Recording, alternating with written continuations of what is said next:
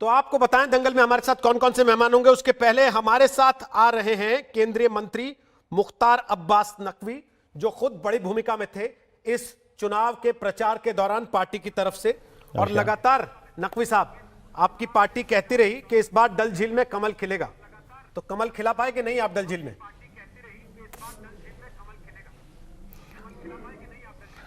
देखिए, कमल भी खिला है, लेकिन सबसे इम्पॉर्टेंट बात है रोहित जी कि आज़ादी के बाद जो डिस्ट्रिक्ट डेवलपमेंट काउंसिल है, या जिसे ज़िला परिषद या कहते हैं हमारे और अन्य स्थानों पे, उसका चुनाव होता है।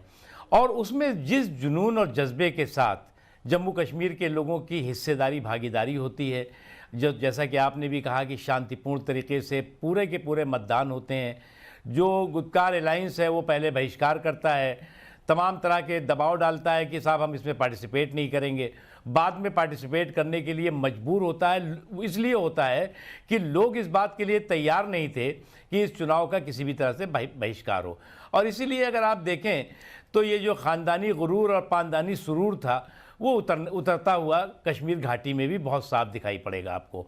जहाँ तक सवाल है इस चुनाव के रिज़ल्ट्स का, चाहे वो घाटी हो और चाहे जम्मू हो, वहाँ पे लोगों ने जिस तरह से इस चुनाव में अपनी हिस्सेदारी भागीदारी की है, मैं तो नतमस्तक होकर के सलाम करता हूँ। दूर दराज कुपवाड़ा के इलाके में, बारामूला के इलाके में, उड़ी के इलाके में, जहाँ जहाँ मैं गया वहाँ पे जिस तरह से लोग जो है वो उमड़ रहे थे कार्यक्रमों में, सभाओं में, और उसके बाद वोटिंग के दिन जिस तरह से लोग उमड़ करके अपने मताधिकार का इस्तेमाल कर रहे थे, उससे एक बात साफ हो गई है कि जम्मू कश्मीर में भी भारत के लोकतंत्र की जड़ें उतनी ही मजबूत हैं जितनी और कहीं पर है। और साथ ही साथ प्रधानमंत्री नरेंद्र मोदी जी का जो समावेशी विकास है, के बाद ये पहला बड़ा मौका सशक्तिकरण है, उसका प्रभाव, उसका असर साफ।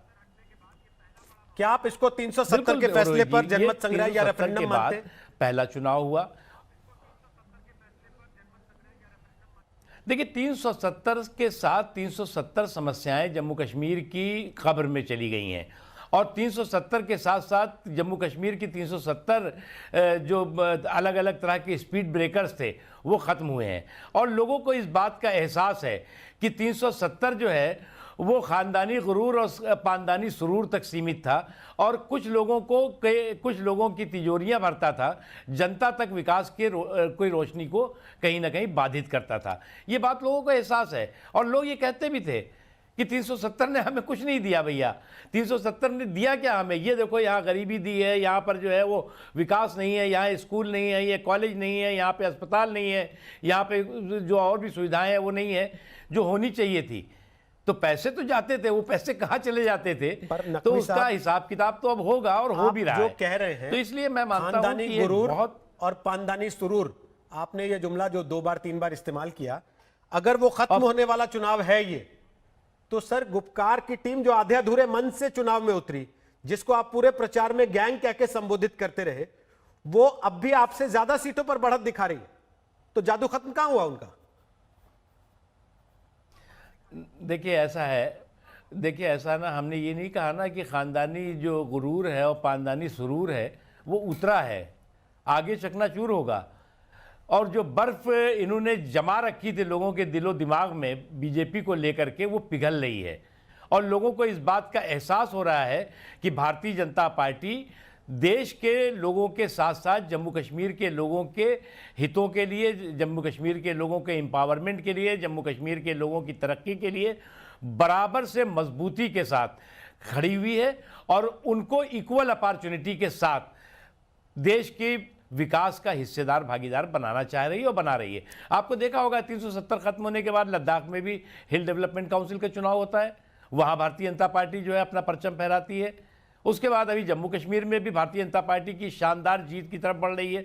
और ये जो गुपकार अलायंस है, ये तो कहता था कि वैली में इनको जो है वो उम्मीदवार नहीं मिलेंगे। भारतीय जनता पार्टी लड़ने की क्या बात करती है?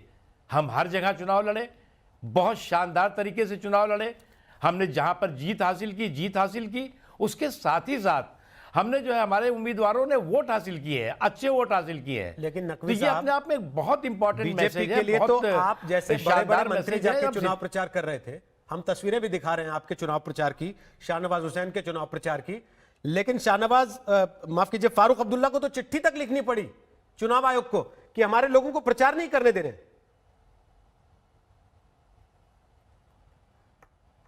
ऐसा देखिए क्या है, ये जो है पेशीन गोई कहते हैं, भूमिका, इनको इस बात का एहसास था कि जनता इनसे कितनी कट चुकी है और ये जनता से कितने कट चुके हैं। इसलिए जो है इन्होंने कई कई तरह के जो है वो शगुफे छोड़े बीच में। आप कह रहे हैं कि ये सीरियस नहीं चुनाव लड़ रहे थे, ये बहुत सीरियस चुनाव लड़ रहे थे।